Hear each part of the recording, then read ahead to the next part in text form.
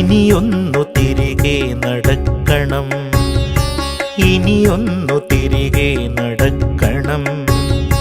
വന്ന വഴിയോർത്തോർത്തു പോകണം, ഇനിയൊന്നു തിരികെ നടക്കണം, ഇനിയൊന്നു തിരികെ നടക്കണം.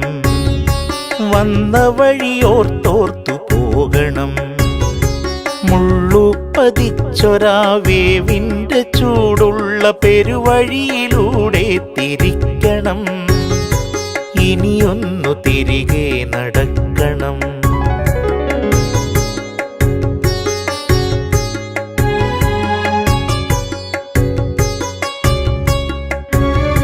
കണ്ടതെല്ലാം ഒന്ന് കാണണം,